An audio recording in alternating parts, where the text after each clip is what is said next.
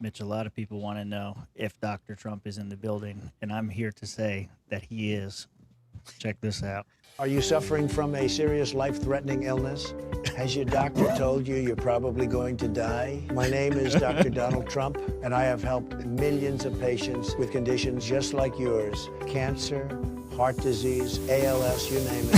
Conditions that were untreatable. I've seen them all, and I fixed them all. I use an advanced technique that the cheating medical establishment don't want you to know about. The results are, frankly, incredible. Nobody gets results like this.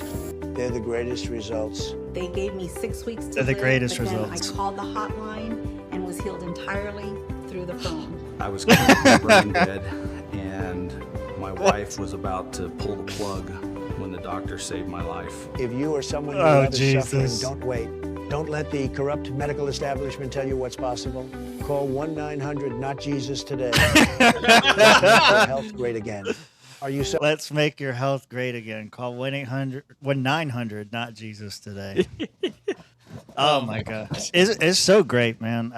It's annoying, it's frustrating. It's made me think a lot today, but at the end of the day, it's hilarious. It's given us so many memes. Like, yeah, in a weird way, this is what I voted for. yeah. I mean, The you're not lying. memes. You're not lying. Like, you just scroll. Like, what is this? Exactly. What's this shit? Is he now Christy Gnome's husband? Yeah, I don't know. You just scroll a little bit. I got a bunch of crap in here, but yeah, there's another one of Jesus Trump. Anyway, Mitch, what are you drinking on this holiest of days? Anything?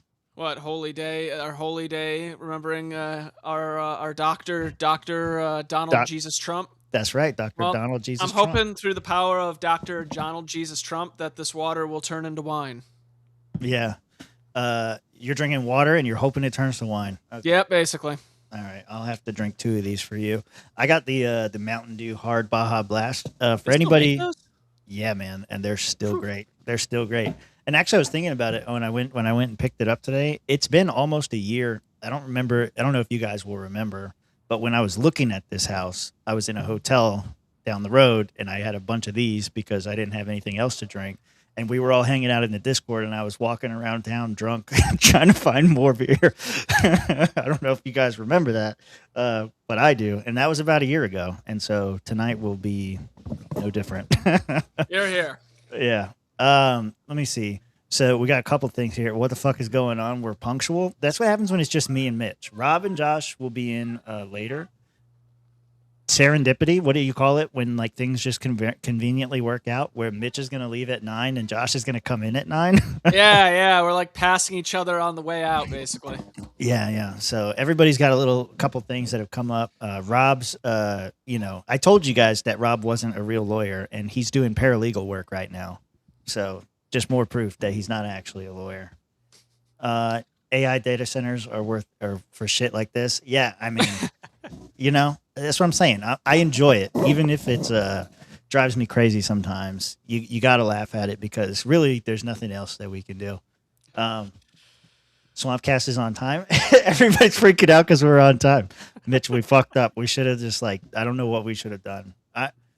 Tonight was going to be one of those shows where I don't prepare because I was doing other things, and so we're just going to kind of talk. There are a couple things that I wanted to talk to you about in particular, and we'll get there.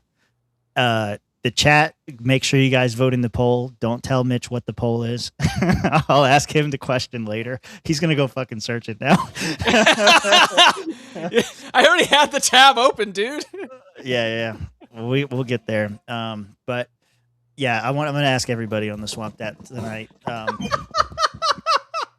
Do you know what that's a reference to? I don't know. I guess we can go there now because you seem to be the only other person that's following this shit. So that is a reference to the quartering, actually. Oh, that was part of the thing. So he did like this whole rant where he was talking about like how bad work wives were and how it was bad to, have a work wife. It was basically cheating on your wife or whatever.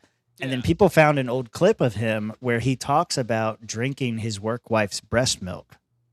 And I was watching Brittany Venti talk about it, and she was saying that is the equivalent of drinking another man's cum. And so my question is that true? Because I think we agree, right? Like if I say to you, your wife or girlfriend tasted the cum of another man that she works with, you would agree and say that's cheating, right? Yeah, I would. But then again, are they swingers? Are they not? Like, we really don't know what's up with the quartering. Is he a cuck? Like, if she's into it, then, it's a fair game. But if not, then yeah, it's cheating. Apparently he is a cuck. I mean, he's got the bull coming over. The The bull. That's what he keep calling him. Some like Jewish swinger guy that's like infamous on the internet for posting pictures of him and his wife on Reddit, swinger subreddits, like trying to hook up with it. And nobody knows what we're talking about. It's just me and you. Yeah. But the question that I think the question is relevant. Is drinking another woman's breast milk cheating? Ew. That's not an answer. You have to choose. Is it or is it not? I don't know that it's the same as cum, but then I was thinking about it and I was like, well, what other fluid does a woman have that is even close? Or what other fluid does a man have even close? The squirt? That's what I can think of with chicks. I just said it wrong. What other fluid does a man have that is close to titty milk? I think cum's probably the only one. It's the only one. So yeah. Are you drinking it from the source? No. And that's the thing. So this is the same question my wife asked me. And I said no. And she's like, well, it's not like men go around collecting their cum. Well, does she know about the My Little Pony cum jar? That's what I told her. I said, there's a guy, I don't know if you know him, it's Tectone. He's famous for being partners with Asmongold for a while. He like freaked out on his chat recently because they didn't have cum jars, and he turned out he was the only one. So people do collect this stuff. Baseball players' wives sell it to teammates for the HGH properties. I imagine that they do. But no, I don't. Okay, so he's not getting it from the source. I think we can, because the breast milk doesn't come from the source. She's just like saving it up for the baby later. So is it cheating? Well, you already heard my opinion. I'm curious to hear what everyone else has to say. No, your opinion was to post Barfo's message and say, no, my opinion was it's cheating if the wife is not aware of it. You know what I mean? Like if they're swingers like what they say and she's into it, then I don't know if it's cheating then. That's kind of in that area where it's like, okay, she's into it, But if she isn't into it, then yeah, it's cheating. Well, yeah, okay. Because I mean, the question I guess would be for you, like, right? Like if your wife or girlfriend you would consider that cheating. Yes, I would. I'll go with Brittany Venti on that one. Yeah, but with the asterisks of if they are swingers, like some are now, then it doesn't count. Yeah, and everything's good. That's a whole different situation. The smell alone of the jar, yeah, that's what I always think about. It's like this. It does not age well. This is not like this is not good. You don't keep it around. There's a shockingly big community on there about that's been around since the dawn of the internet. About the cum jar? Yeah, specifically the My Little Pony cum jar. That's the one that everyone always thinks of. It's so weird. I don't know why people do this. Can we just go back to the days where people came in socks and that was it? And it was over. We didn't have these problems. Just the tube sock. Well, this is what the internet's done to us. Just like when you share your friend's drink, don't put your lips on it and you're good. As long as you don't put your lips on it, it's not cheating. Okay, sure. I don't think that's how that works. Barfo has 100% right. If I thought my wife was okay with it, if you thought your wife was okay with it, you would drink another woman's breast milk. Is that what I'm hearing, Cheddar? That seems to be the insinuation. Yeah, definitely. Well, I mean, look, there was a lot of bullshit that happened since the titty milk, not the dick milk. See, it's a double standard. You like getting your dick sucked? Yeah. Well, you like sucking dick? No. Well, that makes you a hypocriticizer too. Yeah. Oh, man. That was a great line from Harold and Kumar. I'll never forget that. Guantanamo Bay. Yeah. Mm-hmm. We're talking to Bush. But no, a lot of bullshit's been happening. Obviously, the war stuff's keeps going on. I know you were looking at updates before that. Trump said that we got a deal, we got a ceasefire. Then there was no ceasefire. It was questionable whether that was actually standing or not. We're going to give them 2 weeks to slow the curve of terrorism before we actually do anything. And now we're invading the Strait, and now we're going to this is crazy. It was we have to stop Iran from closing down the Strait of Hormuz and having all these blockades. Okay, now we're going to do the blockades. We're the ones doing the blockade now. It's from Don Zu's The Art of War. When they blockade you, you blockade them. It's so crazy, dude. Like how does this not lead to a ground war? How does this not happen? I think what the goal is basically to flatten them to a point where then they could just go to one of these other smaller groups and be like, okay, go, it's your time. Either that or they're trying to find an El Presidente, like someone in the military. It's like, hey, you want to be in charge? Okay, you're in charge now. Yeah. Play ball. But as for us blockading them, the main reason for that has to do with cutting off China, because I guess they were still letting China through the Strait. So that's why they were like, okay, well, you're letting them through, so we're going to blockade you so you can't let them through. Are you telling me that the war with Iran is really a proxy war with China? Proxy war with China and Russia, but yes. I think that a lot of this has to do with trying to get Putin to the negotiating table for Ukraine. It's like he wouldn't negotiate for Ukraine. It's like, okay, we're going to take out all your little small friends. So we'll take out Venezuela, Cuba's going to be fucked after that, and then we'll take out Iran. I think that's what the game plan is. You know what's crazy is I just pulled this up. Let me pull this over here so we can look at it together. I was just like looking to see, because Drudge has like recent headlines, so I like it still. The Sun. It's fine. I know. It's just funny to think. China defies Trump's blockade of the Strait of Hormuz as U.S. sanctioned tanker brazenly sails through the water unchallenged. Hey, we said don't do that. And then they do it anyway. Like, you can't keep doing this shit. You can't keep saying, like, we're going to end your civilization tomorrow morning if you don't come to terms. You can't keep making these threats. Like, I thought that this was a lesson that we learned with Obama, was like, you can't just put lines in the sand if you're not willing to follow through. Yeah. I'm not saying that I want him to kill the entire civilization. He shouldn't say stupid shit like that. But if you say it, you got to do it. It's kind of like one of those situations of just like, I'm going to draw a line in the sand. Now, don't cross it. Okay, you crossed that line, but I'm drawing another line. Yeah. You step back a little bit more. Exactly. Yeah. Dave actually opened up with a good little bit about this. He's usually not that funny, but today he was Which funny. Dave? Smith. The coward? Yeah. Let me see. Yeah, me and Dan Smott's got a propaganda campaign going. It's an unholy alliance. What do you mean? Against Dave? Yeah, we're both calling Dave a coward. He's doing videos. I'm doing propaganda. Oh, the coward. I see. Yeah, that's why he's a coward. I was going to, let me see. I got it here. All right, let me back it up just a little bit. I got it right here. This is the little bit from today's show. Defeated, I could win any. All right, it's a pretty good analogy, I think.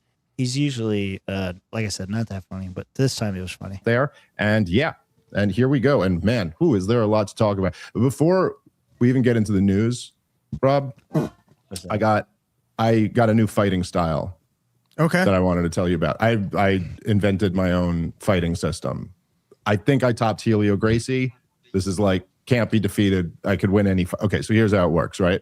Okay. All right, so let's say like you were trying to fight me, right? You come at me with your hands up. You're ready to fight. So I step back and I go, you throw one punch, I will totally obliterate you. I just tell you that you will be wiped off the face of the map, never to be seen from again. What? Okay. So now you might be thinking, what if that doesn't work? And that guy just keeps coming toward me. Right. Well, then I extend the deadline to when you're totally obliterated. Like I go, I'll give you another 2 weeks, but I'm going to totally obliterate you.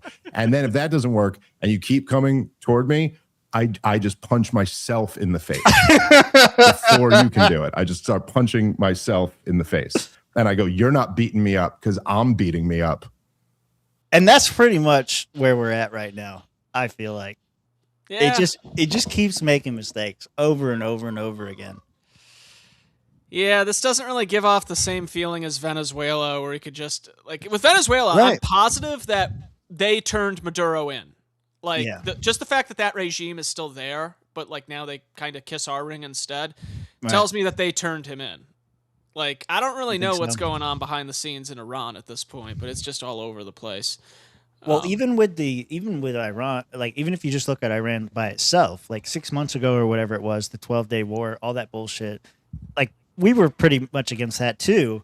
But at least that was over. It was in and out, done. Like it's fucking. This just keeps going. Was that really a war? Because that was more so just like a bunch of Air Force that's shit that happened. Yeah, that's like, the name they give it. Like that really was not a war. That really was an incursion. What was it, like the 7-day war that happened back in the 50s or the 60s or Right. some shit where Israel fought like Egypt, Jordan. Who else did they fight? They basically fought everyone in the fucking area that in the 7-day war. But that actually was a war. Like people, that was where the USS Liberty got all fucked up and everything.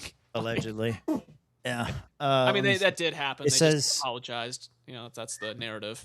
Okay, I'm seeing 6 and 7-day wars. 6-day war in Okay, maybe it was the 6-day war. Yeah. Yeah, 6-day war, 1967. Arab-Israeli war was fought between Israel and a coalition of Arab states, primarily Egypt, Syria, and Jordan. The war, Israel captured and occupied the West Bank, including Jerusalem from Jordan, the Gaza Strip, the peninsula, and from Egypt, Golan Heights, and Syria. So anyway, you're right. All right. But I don't know, man. It never ends. It just keeps going every day. Like, and this is the problem too. Is like I'm having this conflict, and maybe you can help me resolve it. Probably not, but I'm gonna try anyway. I'm having this conflict because on one hand, I know like all this is bullshit, and he's like, this is what was gonna happen. I can't say like this is the reason I didn't vote for Trump. I didn't vote for Trump because I didn't trust him. Not because I thought he was going to start a war with Iran. I thought that this is going to be like, I thought he's just going to fuck us over in the economy again, like he did last time. Or like if a crisis did happen, he would make the wrong decisions. I guess he's kind of doing that. But I never expected war with Iran. And now that we're here, it's like there's a part of me that's like rooting for Donald Trump in the background. That's like, there is a plan, or there's something. There's like, you don't want to be the guy that comes out and criticizes Trump too early before the plan fully takes place. But it's been 3-4 weeks now. There's no fucking plan. Well, that's kind of like, isn't it weird how we now live in this age where like we look at like a war and something or anything like that, and it's like, oh, it'll be over in a few weeks. You know? Now we get like, can you imagine thinking that during at the beginning of World War II? Oh, it'll be over like in a few months. Like, but like, it really feels weird how we're in that era now. Well, it's like, okay, so you remember early Trump, 2016 Trump, right after he gets elected, and everybody's like throwing shit at him about the Russia stuff or whatever, and you kind of like realize it's bullshit on its face. You're like, this is stupid. It doesn't make any sense. And you're kind of rooting for Trump just to beat the quote unquote fake news. This is not like that. This is like, there's a real problem. He's not addressing it. He's lying or saying the opposite thing 30 seconds later. And then to make it even worse, the fake news is the only one that agrees with him. Mark Levin, Sean Hannity, Ben Shapiro, all the worst people. They're the ones that are on his side. All of a sudden, like in the thumbnail, you got Alex Jones, Megyn Kelly, Candace Owens, Tucker Carlson. He calls them all out in this 500-word post, this long-ass post on Truth Social, calling them all out, saying they're bullshit, they're fucking low IQ, they don't matter. These are the people that put you where you are. And you chose Mark Levin and Ben Shapiro, people, may I remind you, who voted for Hillary Clinton in 2016 because they hated you. How did we get here? Well, I think having him segregated onto Truth Social probably doesn't help because he's not seeing any of the posts. He's just kind of sitting over on Truth Social posting like a boomer on Facebook. I mean, I'm pretty sure the meme of him as Jesus kind of, exemplifies that. He's posting text walls. He's posting cringe boomer images. Everything about this reminds me of the cringiest things that I've seen on Facebook. Yeah, I mean, he definitely is going in like that boomer post mode, like the cringe shit. And the text walls, like, what are you, a leftist now? Yeah, and I miss when he had a character limit and he had to be short and witty. Yeah, he had to be smart about it. Yeah, like Lion Ted and shit like that. That was fun. And that's Could you imagine what nickname old Trump would have had for the Ayatollah? The Gayatollah. Yeah. It's so easy. It's right there. That almost feels too easy for him. Is Like, it? He like, goes you with. You're talking about a guy that goes with Gavin Newsome and Ron DeSanctimonious. But that's the thing. Those were kind of, there's some thought behind Ron it. DeSanctimonious is shit. That's a Sleepy terrible Joe. nickname. Sleepy Sleepy Joe. Joe was Perfect. great. Yeah. Crooked Hillary. Crooked Hillary. easy. Lion Ted. Yep, easy, man. Oh, Easy. man. They had a lot of Rubio good the ones. robot, who now only listens to Trump. But it's crazy. Like, and that's another part of it too. Is like you were saying, like maybe him being relegated to Truth Social is part of it, and that's like why he has the perception he does. I was thinking about this. I don't remember who brought it up, but it was a really good point where they were saying, think about Donald Trump now, the way he just think about a day in the life of Donald Trump. If somebody made one of those stupid like TikTok videos where it's like what it's like to be me, or they go through like their morning routine, but think about that for Donald Trump. Think about it for Donald Trump though. He's already awake at 2 a.m. So there's no fucking waking up. But the moment he gets up to the moment he goes to sleep, whenever that is, he's constantly being reinforced by people around him. Because if you remember, the test to be in the second Trump administration was not the best person qualified for the job or any of that kind of stuff. It was loyalty to Trump. And that loyalty is not reciprocated, as we've seen. So it's everybody around him is saying, yes, you're the smartest. Yes, you've got it right. Yes, you know what you're doing. His pastor is fucking is comparing him to Jesus. And then 2 days later, he posts a post of him depicted as Jesus. And then he comes out and just lies and says, no, I was a doctor. And all these fucking people are not even calling that out. They're not even saying, no, you're wrong, dude. It's obviously a depiction of Jesus. That's why you delete it. No, they're defending him and saying, oh, this is just Trump. This is what Trump does. No, it's not. Cool Trump would have never done that shit. No. Part of me wonders if he got kind of segregated into an echo chamber. Like maybe that's the game that they know how to play with him in DC. Get him into the echo chamber where we can influence him, and all these other people who are influencing him in other ways, push them out. And that's what they did. Everybody else is gone. Yeah, what's weird is we're all talking about like them going after like Candace and all these other ones. Honestly, Candace I don't give a fuck about, but Tucker and some of those other ones, those are the ones I like. But I'm noticing that the Democrats are trying to purge the progressives right now too. It seems like both sides are trying to purge the populists in their party. Well, I mean, the I don't know who you're talking about specifically. Maybe you can tell me, but Hassan Piker's been getting a lot of shit lately. Hassan Piker is one of them. He is one of them, and he's threatening to vote for a third party now to support a third party. Yeah. They got rid of Jasmine Crockett and replaced him with the gay pastor guy. They're trying. Yeah, you didn't know they got rid of. What happened was they got rid of Jasmine Crockett and they replaced her with this. They primaried her and replaced her with this pastor who's like very like pro-abortion and all these other things. So it's kind of like they got the most liberal pastor possible. I don't know if he's gay. That's just what I'm calling him. But you have that. They're not doing anything to defend Ilhan Omar. You notice that the Trump administration's going like hard at Ilhan Omar. They're not doing anything to defend her ass. Also, you have AOC, who they're kind of trying to get rid of, but I feel like she's the one who's going to be a little bit more difficult to get rid of. Because kind of like Ilhan Omar, you have these things coming out about her, but they aren't really sticking as much as the Ilhan Omar stuff is. But I'm noticing that like the party isn't even trying to defend them. Yeah. Which tells me they kind of want her gone. Well, I'm sure they do, right? Because you want people that fall in line. You want people. You don't want like disruptors. And whether you think she's good or bad, she is a disruptor. Yeah, and Chuck Schumer and those corporate Democrats don't want them. Well, and I heard somebody else mention this before, but like in her first day in office, she held a protest in Nancy Pelosi's office talking about AOC. And that was her first move. But then like over time, though, I think maybe they're not going after AOC because she's doing the Bernie Sanders. She's like playing ball now. Like she will put on a good front. Like people used to say this about Rand Paul, and Thomas Massey is that they will go up there and make these grand speeches and idealistic speeches. But then at the end of the day, they'll vote for the bills because there's something in it for their area. So they may come out and say like, oh, this bill increases spending and it's terrible and we don't want to do that. But at the end of the day, they end up voting for it because there's subsidies for their voters. And that's what gets them elected at the end of the day. Yeah. And specifically the thing that I was talking about with AOC was the report. And, I think we briefly talked about this on the show where her campaign finances, she was spending on ketamine therapy. Yeah, I do remember that. Yeah.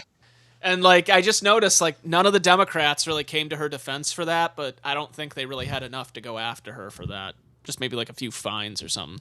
It's not like Ilhan Omar where we're hearing like all this stuff about her getting deported and shit, and like none of just crickets from the Democrats. Yeah, they ain't going anywhere. I don't think she's actually going to get deported. And if they do, like, they can't just let that go because it's such an easy win for them.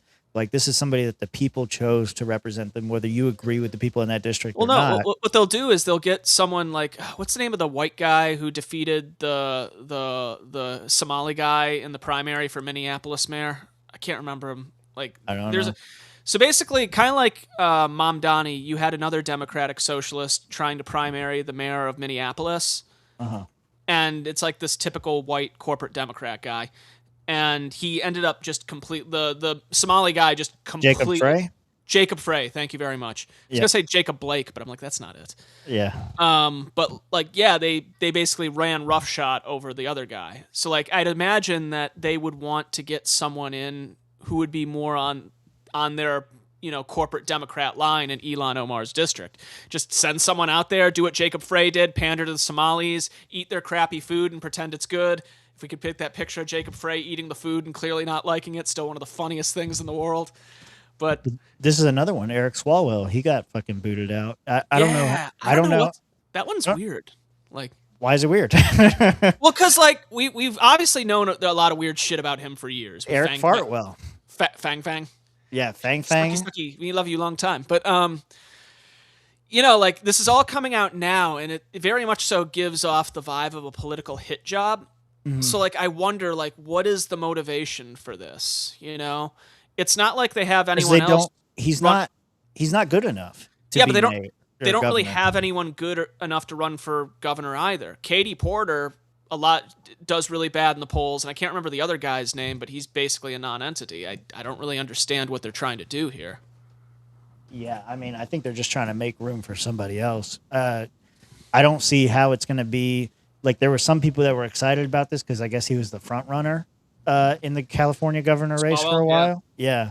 And so now, like, they're kind of hopeful, like, oh, maybe there's an opportunity for somebody else or for a Republican for the first time, because it's a jungle primary there. So, like, it's the top 2 vote getters. So if you knock out the lead candidate, if you knock out Swalwell, all of his votes go everywhere else, and then that boosts up the Republican votes. The problem there is Trump fucking endorsed somebody, and who knows how that's going to go, because he's pissing everyone. Well, California, and he's pissing everyone else off. Yeah, so, just look how it worked out for the president of Hungary. Like, is a Trump endorsement for the midterms coming up? Is a Trump endorsement good now? Like, maybe it's better that he doesn't do anything, but he's not going to be able to stop himself. He's going to endorse people. He already has.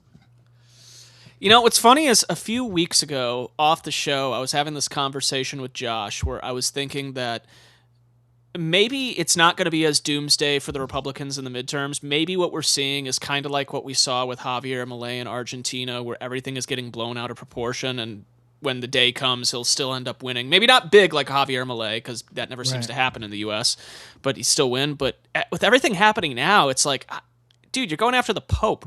Like, yeah, like the fucking Catholics. They're not exactly going after the Pope. That's probably not a good idea. And for a dumb reason. All you had to do was sit there and shut up and just let him do his thing and just ignore it. That's all you had to do. And he's like, and it's not even like remember the old Pope, the Pope before, he would come out and say like the importance of climate change and all this other shit, and like diversity was important, and he was like on all this political shit. So it was easy to attack the Pope then. Yeah. The Pope now is saying we shouldn't be killing people. Yeah, like how are you going to get mad at that? That's what did you expect him to say? That God has blessed this war and you can go forth and kill as many Muslims as you want? That's you think exactly it. But it's so stupid. All you have to say, like you said, is just ignore it, let him do his own thing. But like, yeah, he's the Pope, that's his job. Obviously he's going to say the humanitarian thing, and we move on. But instead, you say, fuck you, get out of my country. And now all you're doing is causing like Catholics to think, fuck this guy. Like, he really fucked up threatening the church and the cardinal at the Pentagon. Yeah. Which was stupid. Did. Like, a lot of Catholics are waking up to the human trafficking, and Catholic charities are doing that at least. Yeah. I mean, his whole, it's like we said it before that I was going to put Epstein in all the thumbnails as kind of like a joke, like, but I really think like that was kind of the turning point. Like everything, like in his first, like if you go back, because he's only been president for what? For those first 100 days were pretty damn good for the most part. Yeah, it was decent. I mean, like it wasn't everything that I wanted, but you know, for a Trump administration, it was good. There was a lot of stuff that was going on. A lot of Trump supporters were very happy. And then we get to Epstein and we do the fake binders and we lie and say it's a Democratic hoax and it never happened. And there's all this bullshit that kept coming out. And then ever since then, it's like every single decision is bad. Yeah. Tell me a good decision that Donald Trump has made in the last 90 days. Come on, chat. I see Magoo in there. Come on, tell me. In the past 90 days, what has Donald Trump done that's been good? Man, we passed a spending bill that was bigger than Biden's. I thought we had Doge to cut government. Doge is gone now. Oh yeah, no, Doge expired. We're back to Doge spending, expired, baby. And they all got rolled into other federal agencies, which I'm sure they'll have big influence on, being small fish in a big pond instead of a big school of fish going after everyone. And that's the other part too, is a lot of stuff that he did by executive order. Some of it's getting thrown out, so it's not even sticking. It like because Marfo said it was a dog and pony show. Some of it definitely, a lot of it just went away. I feel like Elon was probably super pissed. Like you remember when Elon went all no Vaseline that one day on Twitter? That was fun. Or on X. Oh yeah, that was great. And then he deleted half his posts. Deleted all of them, didn't he? Yeah, I don't remember. I remember he said Trump was in the Epstein files, and he ended up deleting that. And there was a couple other things, I'm sure. It's a good thing no one screenshotted any of that. Is that a joke? They definitely did. I mean, the internet clearly forgets things. Yeah. I mean, they definitely do. Okay, I'll give Magoo that. Saying praise Allah was hilarious from Trump. That was. Okay, but that's in a post where he's saying he's going to destroy the entire civilization and wipe them off the map.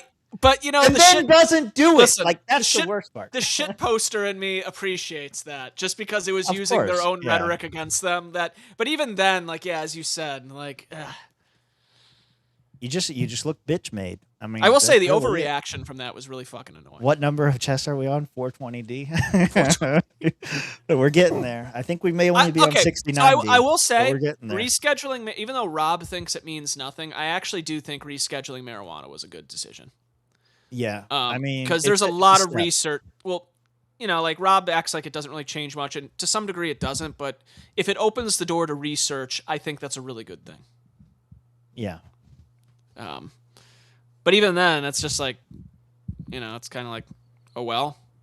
Yeah, I mean, well, we said that a couple years ago. We were talking about this. Like, that's the ace in the sleeve that everybody's got. Is if you just because everybody wants to legalize marijuana. It's not like it's not even really a debate anymore. Even like the hardcore anti-drug people realize, like, okay, but you're an adult, you can make your own damn decision. I don't think it's really controversial. I think it has overwhelming support to legalize marijuana. So that's the ace in the sleeve. If you did that on a federal level tomorrow, huge support. But if you say like I'm going to do that and then I'm going to bomb the shit out of this country, that kind of I don't know. Which would you rather? You can have all the marijuana you want, but 93 million people are going to die. Like, God, what kind of trolley dilemma is that? Yeah, you got to pick one. Pull the lever. Yeah. Immigration has been so awesome. Cato Institute are writing sad stories about how many deportations have happened. Well, that's the thing. They haven't happened to the extent that they were supposed to happen because Donald Trump, once again, instead of going after the easy targets, instead of coming to a place like Alabama, where I have more than 50% Mexican population here, instead of coming to a state like this, where it would be very easy to get cooperation from the governor and everybody else and actually get these people out, we go to California, we go to Minneapolis, we go to the worst, we go to Chicago, we go to the worst places for cooperation, and then we have zero effect. And all we get is bad publicity. And what's happened recently? There's no news about it. There's nothing. I think I understand the rationale of wanting to go after the blue states. I just think that they did it in like the most retarded way. Like it's clearly being done to try and change them in a way that they could maybe flip them red in the future. Right. But the problem is, especially how they did it in Minneapolis, doing it this loud and out in the open, like you're not really, you're walking into what is basically an obvious trap. And what was even worse about Minneapolis is it fucking overshadowed the work that Nick Shirley was doing with the Leering centers. Yeah. Like everyone, that shit got memory hole for, we still talk about it because we remember it, but a lot of other people just kind of forgot about it after that. And they used it as a good distraction and it worked for them. So, I don't know. Yeah, man, I don't know. Like, I will say it was pretty wicked seeing some of those images that came out of California when that was all going on. What do you mean? Like there was like people like Mexicans on dirt bikes and shit. Like there was some pretty wild images. Like we were at the Libertarian Party convention live at that weekend when that was all going on. But I remember like occasionally opening up X and just seeing some of that and being like, God damn. So here's the thing. I'm trying to look it up right here, and if this is correct, it says an estimated 310 to 315,000 people were deported in 2025 under Donald Trump. Let me see. Let me try 2020. Well, I mean, we just started 2026, so that doesn't matter. The exact number of deportation during Biden's first year in 2021 is not provided in the data. Biden deported or expelled. Let me see. What is it? Hang on. The exact number of deportations during Biden's first year is not directly provided. Biden deported 4.4 million individuals between 2021 and 2022. So if we cut that in half for each year, that's almost 2.5 million, 2.2 million in the first year compared to Donald Trump's 300,000. What are we doing? How is it that Biden has more deportations than Donald Trump?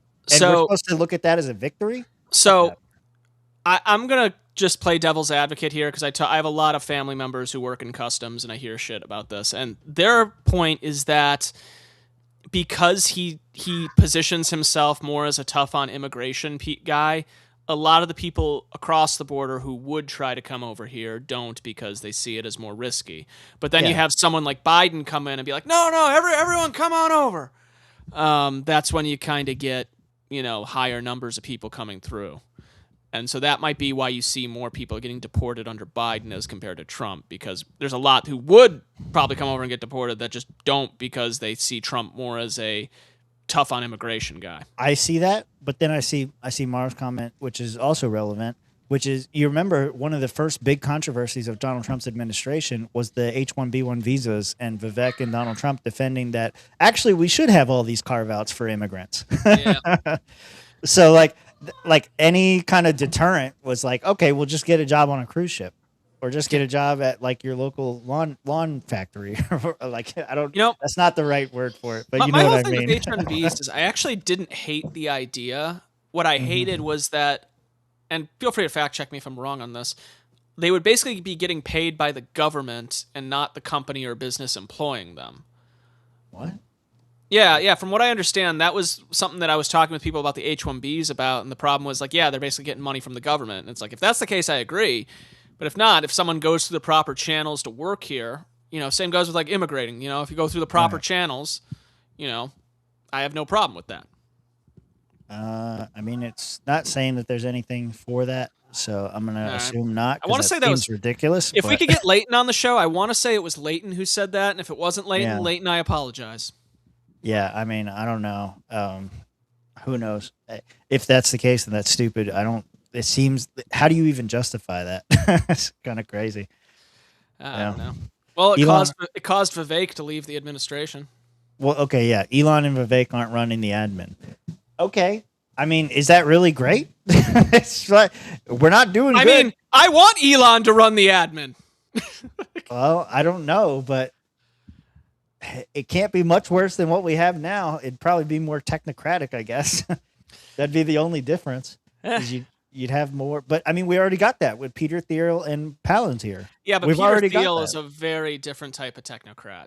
Like, he's a fucking creepy dude. Like, there's a lot of weird shit with Peter Thiel. What are you talking about? Elon is creating brain chips to get everyone into the Borg. Yeah, at least with him, I can see the arguments. With Peter Thiel, I cannot see the arguments. The arguments with, like, the brain chip thing is like, if you're crippled, we could do this and, like, restore your legs. That's how it starts. I know, but at least there's an argument there. As compared to Peter Thiel, who's, like, talking about the Antichrist and he can't answer, like basic questions, if it's like, do you think humanity should continue to exist, and he can't really answer it, it's like, yeah, this is a next level like supervillain shit.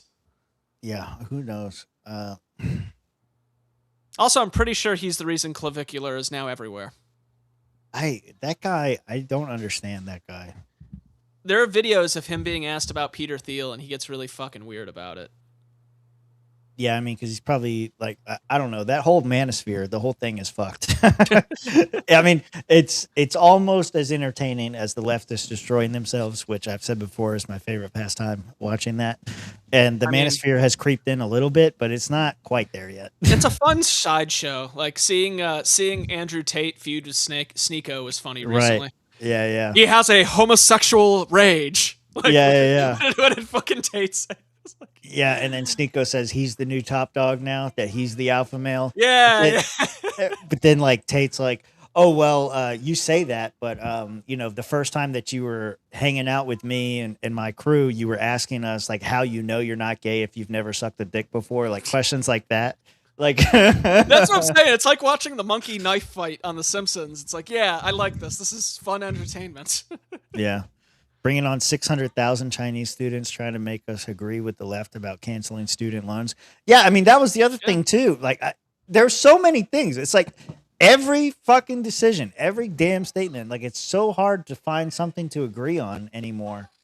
And it's annoying me. And I don't know if it's like, somebody said this theory today. I keep forgetting who says all these things, so give credit to whoever the fuck said it first. But there was... What do you think about this? Somebody was saying, Donald Trump is kind of just doing whatever he wants to do, and it may be intentional, it may not be intentional, but what's happening is he's basically salting the earth. If Trump keeps going down this path through the midterms and through to 2028, not only are the Democrats going to win the midterms, but they're going to take the presidency, and being associated with Trump is going to be poisonous. And what's going to happen is in 2029, when somebody asks Trump to comment on things, he's going to say, well, without me, this whole movement's dead. I was the only one that could pull it together. And this is why you should have elected Trump for a third term, because, I'm the only one that can really save the country. It's not like you thought that he was being elected to push his legacy and to leave his mark on history. But really, he's doing that and then saying, fuck everyone else behind me, literally pulling up the ladder. That was a theory that I heard. And I thought, I don't know if that's intentional, but that's definitely what seems to be happening. Yeah, I really don't know. But anytime we talk about Trump having a third term, I feel like somewhere out there in the world right now, Josh is just like, something just clicked. Like, yeah. Like he knows somewhere that it was said. I mean, I don't remember how much money I bet him, probably like $100 or something, but he's not getting a third term. It's not happening. No, I don't think, the dude's old, man. Like he does. I don't think he even wants it either. Now, and as for the future, I wonder about what his sons are going to try and do in the future, including Barron. They can't do anything if this keeps up.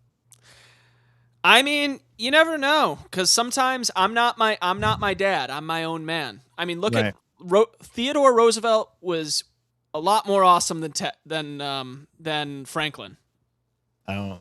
Oh, Franklin Delano Roosevelt. Yeah. Okay. Like I would argue that Teddy, even though he was a progressive, he still had a lot more redeeming qualities as compared to Franklin. So who knows what could happen? You know what's crazy? Until this moment, like I know both their names, obviously, but I never connected the dots that they were related. Really?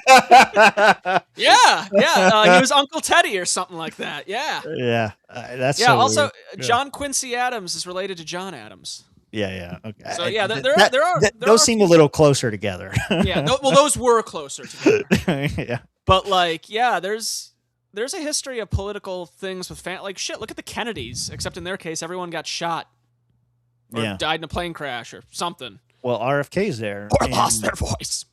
Yeah, and like, what is like Tulsi? Tulsi's probably next. So there's another theory that I've heard about Tulsi and RFK and all these guys. they're intentionally destroying, and this would be like 4D chess, actually smart. I don't know if this is true, but it would be wild to think about.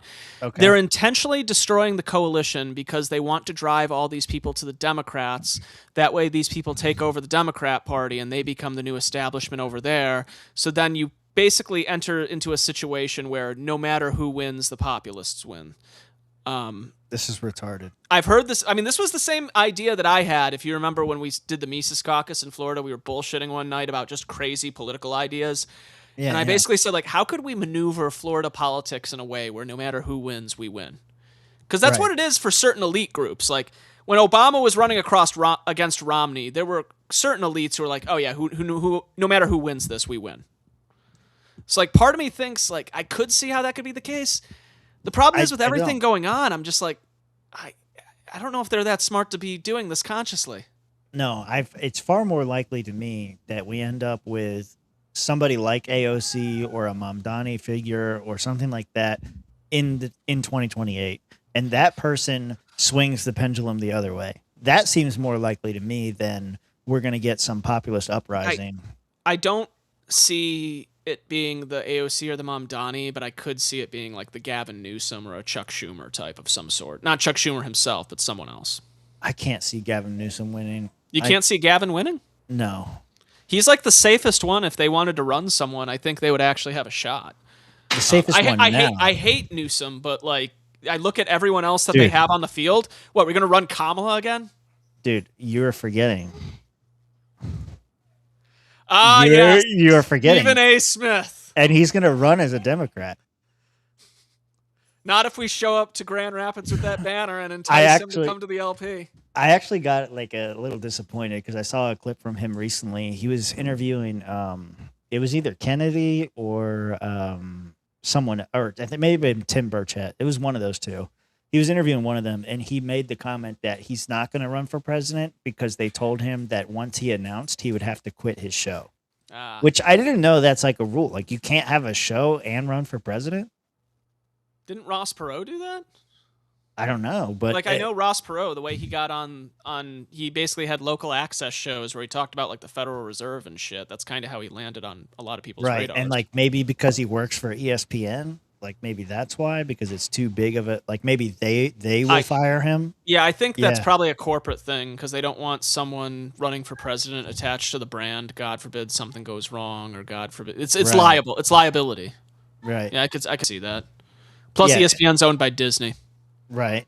And he's also got to deal with like Sirius XM too. So I don't know. Correction, paid for commercials. Thank you, Barfo. He would do a lot better. We'll see. Yeah, there's really nobody in the field that I think matters right now. But I mean, every election is the same thing. It's the economy, stupid. And right now, the economy's not that great, dude. It's not moving in the right direction. If anything, it's stagnant, but it's not increasing. It's not, it's not getting better. It's either at where it is or it's getting worse, or we're like on the edge of something bad happening. And if that happens, it doesn't really matter what happens in Iran at that point. That's just icing on the cake. If people find that their paychecks are less, if people find that affording day-to-day life is more and more expensive, like, it's the same question every time. Are you better off now than you were 4 years ago? And that's kind of no, you vote for the other side. And that's kind of the depressing truth about Iran that I've realized. Am I throating this?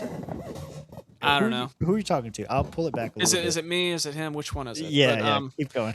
But this is the depressing thing about Iran, I've realized. Most people aren't paying attention to it, or they just don't really care. To Iran? Yeah, like most people who I talk to, that just seems to be the case. Like, there's some people who I talk to who don't even realize it's going on. They're too busy paying attention to Sabrina Carpenter at Coachella or some shit. You know what I mean? Like, no. I know, but I'm just letting you know that's what I find out with a lot of people when I try to have these sort of discussions. Like, oh, there's a war going on. Like, I think he was talking to Magoo about throating Donald Trump. I think that's what he was saying. Okay. I think we're good. I got you. But like that's the honest to God truth. You talk about like it's the economy, stupid. Yeah. Like, that's the only thing that most of these people really speak, is what it comes down to. Like, Iran, until there's like actual boots on the ground. Yeah. Most of these people, this just is not going on in their world. Well, and I mean, fucking Lindsey Graham earlier. I don't know if it was today or yesterday, but he's out there saying that this is going to be easy, and we could definitely do it. Listen, if the plan is to basically fuck up their military and their infrastructure so much, and then have like the Immortal Guard or one of these other groups go in and take power, that's the only way I could see it working. And that's kind of why I've laid off the typical anti-war rhetoric, just because my thought is like, until there's boots on the ground, I would rather just kind of see what this is. Right. Like it doesn't feel like Iraq. That's the thing. I don't know how to spell Iwo Jima. It starts with an I. I know that. Thanks. You're welcome. I've watched way too many World War II documentaries to know. Because there was a Hell, quote I'm not gonna lie. While you're pulling that up, I just want to say, Yeah. I would love to debate someone on World War II. I really would, because there's a lot of libertarians I meet who fall under the "we never should have gotten involved in the war," but I have a very different perspective on that, and I want that. I want that debate. World War II. We never should have gotten involved in World War II. Because the problem is, all their arguments rely on coulda, shoulda, woulda. It's like you're looking at everything in hindsight. And it's like, yeah, that makes sense in hindsight, but in an era where there's basically no. I've heard the argument that we should not have gotten involved. Are you saying we should have gotten involved? In some ways, yes, and my perspective is basically the same as Albert Camus, the absurdist, who we talked about on the show a couple weeks ago, where like he fought in World War II, he fought for the French resistance. The way he saw it after the horrors of World War II, this should be the war to end all wars. Mm-hmm. And, you know, as much as it's easy to look back at the Pat Buchanan perspective of let the communists and the fascists destroy each other, then come in and destroy both of them, once again, that is such a hindsight position way of looking at things. Like, I get what you're saying, and with like perfect 40-40 knowledge of what could happen. If you had 69D chess like Donald Trump, then maybe you could have made that decision. yeah, you know, like, but yeah, like I look at it and it's like, I really don't think it's the unnecessary war that some people played it out to be. There was a lot of really, like, there's a lot of moving factors. Like, it wasn't even just the Nazis and the communists. Like, we talk about Ukraine now. A good deal, like, our allies in Ukraine were the ones that we were helping fight during World War II. So it's like, you know, like, there's waves throughout history, I guess. Yeah, I'm looking this up. Why did Japan attack Pearl Harbor? Because for me, cut off their oil. Let me see. Yep. Japan attacked Pearl Harbor primarily to secure vital natural resources, specifically oil and rubber, which were cut off by U.S. embargoes, with 94% of its oil supply dependent on those imports. Okay, because, I mean, that's the thing for me, right? Is like, should we have gotten involved in World War II? I mean, it would have resolved itself eventually, I think. But once they attack us, it's fucking over. It's game over. That's like 9/11 shit. Yeah, we were out of it until they attacked us. Right. But then again, we're kind of like priming the engine there. What are you doing? We're kind of like priming the engine there because we're just cutting off the oil. Now, we're like asking for it in a way. Like, why not just sell them the oil? Why not just let it go? I don't know. I don't know. There have been theories put out before, too, because they moved all the aircraft carriers out of Pearl Harbor sometime before Pearl Harbor. They knew in advance. Yeah, all that stuff. I've heard all that. I'm just setting all of that aside to say, like, we get attacked, we have to respond. Why did they attack? Maybe that's important to look at, too. But then how far back do you go? Because you can play this game for the entire history of the United States. Yeah.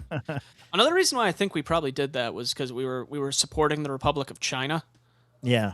So, like, I mean, we actually had fighter pilots over in China, the Flying Tigers, who were doing stuff for the Republic of China.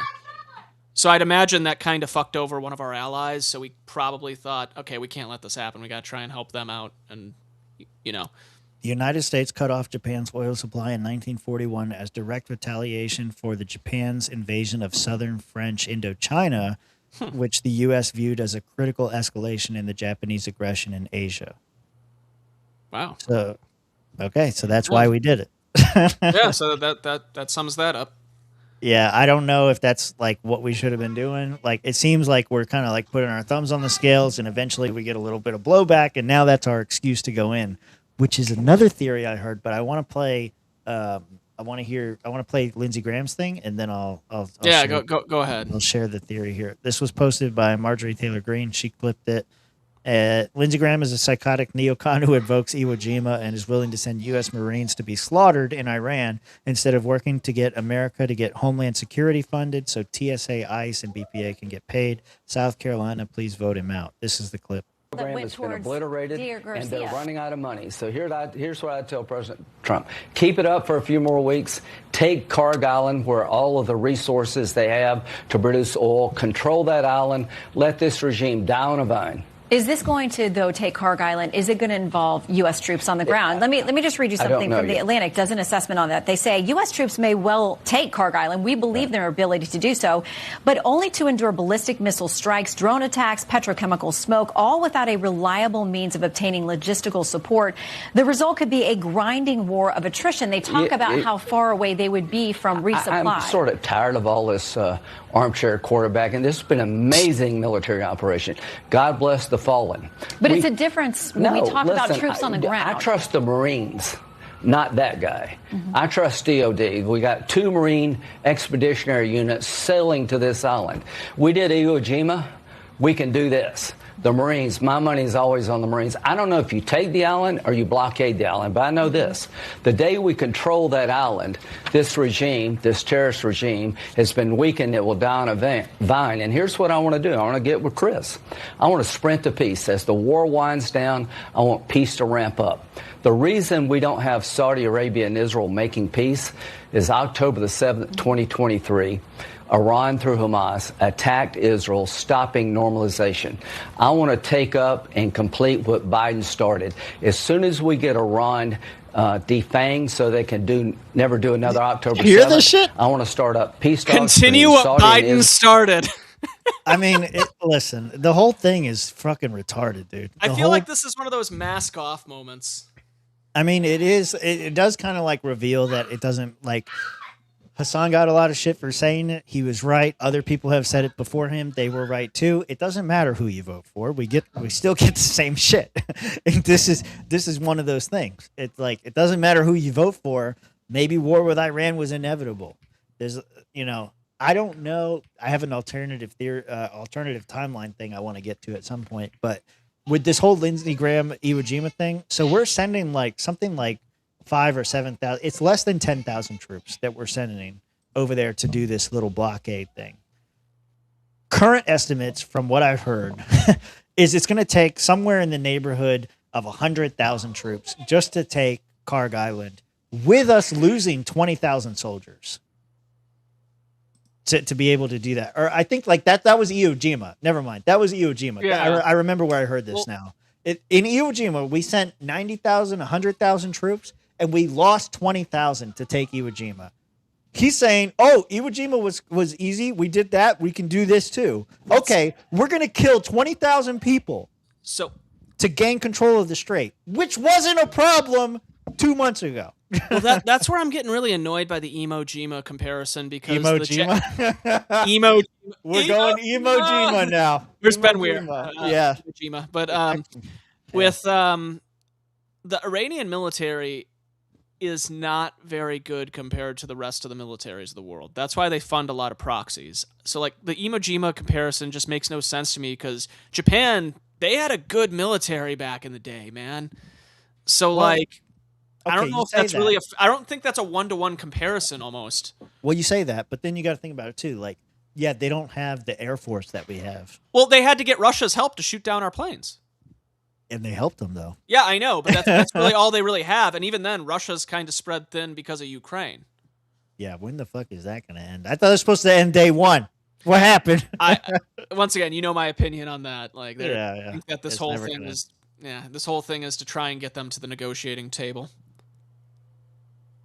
I just don't understand. Like, before we were talking about maybe ground troops, maybe not ground troops. It seems inevitable at this point. Like, every time I want to give Trump the benefit of the doubt and say, like, okay, like, this is his out. Like, he made the threat. He backed down. I think it sucks, but everybody's defending him. This is his chance to back away. No, we're going to go in and take it ourselves. Like, how are you going to secure it ourselves? And then you're kind of, like, setting it up. So this was the other thing. So now we're kind of setting it up to where we're going to send 5, 7, 10,000 troops, however many it ends up being, to try to secure the strait. or maybe we are going to send even more troops to go take Kharg Island, whatever we end up doing. So there's a military strategy and I heard Alex talking about this earlier today. That's why it's on my mind. But there's this idea in chess where you sacrifice your pawn or a lesser piece to be able to find out whatever. In war, there's a similar strategy where you send in an expeditionary force or whatever, and you let the enemy respond. You kind of probe their defenses and you see what happens. I think we're sending these people on a suicide mission where they're going in there. They are going to be attacked because Iran is not. There is no ceasefire. There's no negotiating going on. We're sending these people in here to quote unquote secure the strait. Iran's going to say, I don't think so. And they're going to shoot them. Maybe they kill all of them. Maybe they kill some of them. So, whatever they do. But that's the excuse. Just like the Pearl Harbor thing. That's the excuse. Now we get to go in full force. So I think it's inevitable at this point that we go to war. Has the ceasefire itself ended? I know we're blockading them, but I haven't seen anything about the ceasefire itself ending. Last thing I saw before we went live was, I guess, the American people were trying to convince them to get back into debates, and they're saying, yeah, we'll do debates, but it has to be in Pakistan. And I guess America was saying, no, we need to do it here instead. Yeah, Vance went over there and to try to do the whole thing, and nothing came of it. Yeah. Ceasefire the ceasefire between U.S. and Iran has effectively collapsed, with formal talks ending without an agreement on April 12th, and both sides blaming the other for failure. The original 2-week ceasefire brokered by Pakistan was set to expire on the 22nd, was already undermined by mutual violations and conflicting interpretations. Just looking at what happened today or yesterday or whatever, our decision to go in and take the strait, that there's no ceasefire. The ceasefire is not still on. Okay, it's not on. Who is saying otherwise, though? I don't care. He's wrong. That's what I was hearing before the show, was that they were trying to get talks going again, but it was like they were debating on where to have the talks at. Yeah, seems very important. We have the ceasefire, and then the ceasefire gets violated, and so we say we're the way going to invade, and then we say, okay, we're invading now, so now we have ceasefire. Well, the only place where a ceasefire was arguably violated was Lebanon, but playing devil's advocate here, as J.D. Vance even pointed out, Lebanon wasn't part of the deal. Okay, according to the U.S. side, but according to the Iranian side, it was definitely part of the deal. I mean, I don't really know what's going on that end. I don't trust either one of them. I will say another thing that happened today, which I was seeing videos of. I haven't seen any reports as to how it's gone, but I'm really curious to see how it goes. Is Lebanon and the Israeli government were in D.C. with Marco Rubio discussing things, and I really hope that signals some form of de-escalation there. Mm-hmm. Okay, Magoo, that is exactly what I'm saying there. Like, are they launching rockets at each other? No, ceasefire's still on. That's kind of what I'm getting at there. Okay, wait till tomorrow. We'll see. We'll just make like a bet about this, and like, I swear to God, they better not fire one fucking rocket tomorrow. Listen. I'm willing to give them another day or two, but I mean, it's going to happen. They're not putting up with this shit. I mean, it seems to me that it's inevitable at this point that we will have a ground invasion in Iran before Trump's term, maybe even before the midterms. I don't think we're going to see a ground invasion, just because I don't know if that's how Trump plays this game. Why not? He just... Look at him, dude. Look how he handled Venezuela, and look at all the other foreign policy games he's played, even in his first term. It's never really been a boots-on-the-ground game for him. This is different. They can't have a nuclear weapon. I don't know, man. Like, I'm still... And maybe I've been watching too much 2C TV, but I seriously am still leaning towards, we'll bomb the fuck out of them, and then you guys go take over. Who take over? Immortal Guard. What? I brought this up on the show before. The Immortal Guard. They're one of the rebel groups over there that keeps on getting talked about in some of these circles recently. Apparently, they're the ones. The guys that we were supposed to send guns, but the other guys intercepted them and took No. Guns? Okay, so I have a funny theory about that. I have a really funny theory. I think. Oh no, they stole our guns. Mm-hmm. No, Turkey, you can't get mad at us. They stole our guns. Oh no. Like, send us more guns? I think what happened was they intentionally sent the guns, and then them getting stolen was the alibi, just so Turkey wouldn't get pissed. Because Turkey hates the Kurds. Okay, but were those guns intended for this immortal group you're talking about? I don't know where. Who the fuck knows, man? As far as those ones, Nobody knows. I genuinely think those ones were meant to be sent to the Kurds because we've been sending a lot of shit. So around Christmas, there was a big battles all across Syria between the Kurds and Al Qaeda. I'm glad you said that. I was thinking the same thing. Yeah, the Immortal Guard from 300. Yeah. But the Kurds around Christmas, you had this big micro civil war that happened in Syria between the Kurds and Al Qaeda. And there were tons of reports of the Kurds in Syria using U.S. military stuff. Mm-hmm. So my assumption is we're intentionally sending stuff to the Kurds, but the alibi is, oh no, they stole them. That wasn't supposed to happen. Because, at the same time, we're playing this tightrope with Turkey right now. And Turkey really fucking hates the Kurds. They really hate the Kurds. So that's just my assumption with that one at least. I just think it's inevitable at this point. I hear what Magoo and other people are saying. Are we going to make a bet? Are we going to make a bet on this show, Tim? Before the next show, there will be more bombs. Yeah. I will. I want to make one about boots on the ground, dude. Is there I'm not there yet. I mean, because this is the part what I'm saying. I want to believe, I want to believe that there's a possibility that this is not going to happen, and that at the end of the day, it's all going to work out. I really want to believe that. But every day, there's another dumbass decision that gets made that makes me say, what the fuck are we doing? This is not ending. All we have to do right now is walk away. That's it. What happens? What happens? We walk away. Israel gets fucked. I don't give a shit. No one cares. Not a single person other than Mark Levin and Ben Shapiro. Yeah. No one gives a fuck about Israel. But another thing that I look at with this whole situation, how can I put this? I'm trying to think of a way to phrase this. I can't see it going into boots on the ground just because of the way we've seen him play the games before. And as far as this not making any sense, I really think there probably is a method to the madness. They just don't want to say it out loud because then oh, hey, let's play chess. I'm going to tell you all the moves that I'm going to do. That way you can plan around that. You know what I mean? Part of me wonders if that's the case too. I would okay, that only works. I get what you're saying. Trump's been very open about that, how he doesn't want to reveal his strategy. He wants people to think that he's capable of anything. He wants people to think that all options are on the table. I understand that. The difference, though, or the why I don't see that as the case, is there's no, there should be an independent evaluation of this that says, this is what's going on. And even if Trump himself or his administration doesn't admit it, there is a viable theory as to what the fuck we're doing. Well, the only viable theory is we're doing this for Israel. a lot of the other theories that I've seen come from circles that we don't really like. So that's the. What do you mean? Like 2C TV types and the Goldie Gamaras, all those different folks. They're basically, I don't want to call them neocons, but they definitely are more hawkish on military stuff. The Tommy Robinson and what's types. The theory? I mean, I've basically said it here a few times now. Bomb the fuck out of them, then have the rebel group go in and take over. Okay, so we think that the rebels are going to win. Yeah. I mean, I got to admit, you got to admit, the flag that they want is a lot more badass than the one that they have right now. It's a lion standing in front of the sun holding a sword. You know what this reminds me of is when you ask a woman what her favorite football team is, she picks it based on the colors. that's what you just reminded me of. I see that flag and all I can think is Florida. How come our flag doesn't have an alligator holding a machine gun? Yeah. That should be the Florida flag. We know you can see the reflection. Yeah, that's fine. You're allowed to see the reflection. It's cool. I was looking up something to see if it was right or wrong. Yeah. Listen, there's a lot. I've just been taking it day by day.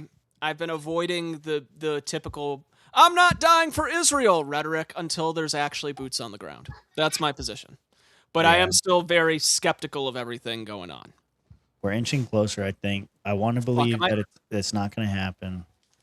Those were the honey dicks he'd be looking at? Listen, motherfucker.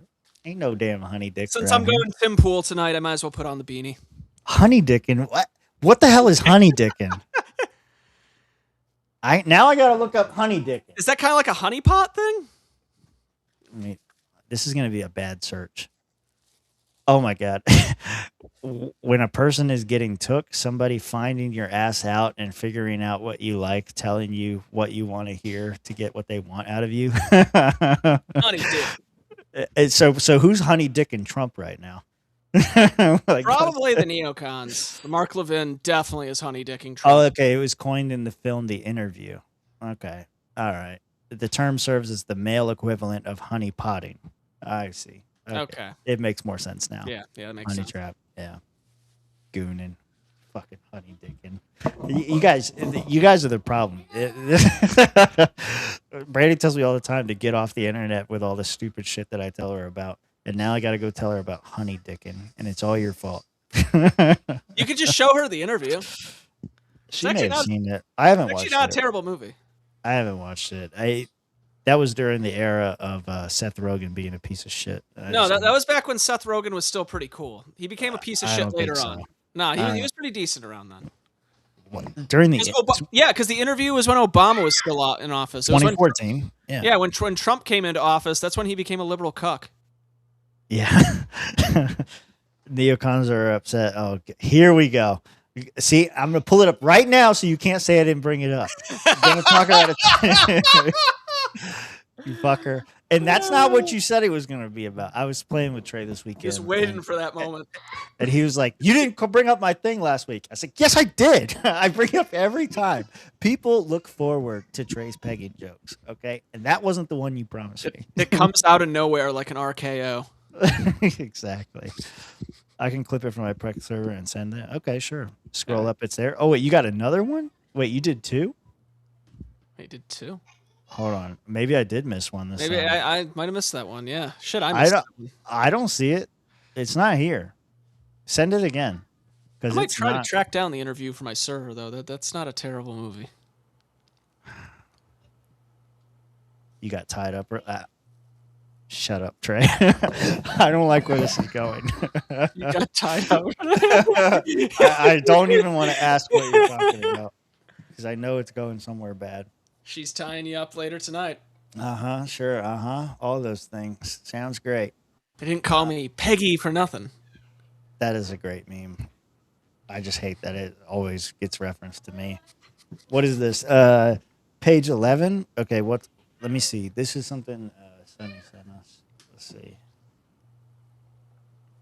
All right, he said to go to page 11. Entry, exit, overlay. In general, transportation hubs and border infrastructure in the United States were not constructed with exit processing in mind. For example, airports in the United States do not have areas designated for exclusively processing travelers in the United States. Instead, traveler departures are recorded biographically using outbound passenger manifests. Carriers are also required to validate the manifest against travel document, blah, blah. Travelers arrive at lands and ports of entry via various modes of transportation. Yeah, because we don't give a fuck who leaves. I guess, so you're saying like this is why the deportations haven't been that great because we don't have a set system in place to deal with that? Is that the point of this? I guess that makes sense. I mean, just kick them out. I'm sure that they'll put that system in place as soon as they pass the SAVE Act. Yeah. Which that's another thing that has me disappointed in this. Just pass the fucking SAVE Act already. Like, yeah, if it gets to November, the Democrats get in and they immediately kill the SAVE Act, the Republicans will have no fucking excuse. I mean, it's going to happen, right? Like, I think that was my base level prediction for this year is that the Democrats win the midterms. And I think once that happened, like, time's ticking. We're down to like 5 months. Because once we get to November, I mean, nobody's going to want to do anything in September, October. So really, like 4 or 5 months. That's all we got to do anything. I also have my prediction for the midterms. As it's going right now, going by our favorite political analyst, that nerdy guy on CNN, the Democrats. The guy that said 100% of MAGA supports Trump. No, not that. Was that him? I don't know. I don't know if it was that guy. It was the guy we pull up every year around the elections that they drag out of the basement at CNN, and it's this really dweeby guy in a white shirt, and he always does really good with the graphics. There was a great clip we had of him during the the last election where, okay, here's Pennsylvania and here's all the places where Biden overperformed Trump, and it showed like all these blue spots. Now here's the same state, but where Kamala is overperforming Trump, and literally the whole thing is red. So like the guy clearly doesn't give a fuck about the narrative. He just goes with whatever the thing is. And last time I saw him, he was pointing out how they're on track to retake the House, but the Senate isn't looking too good for the Democrats because they only have like a +5 or something, and that's generally not enough to get the Senate. So they need like +12 or 13. If they get one, I mean, I think they're going to take both, but like assume that they get just one, and that all that stuff is right.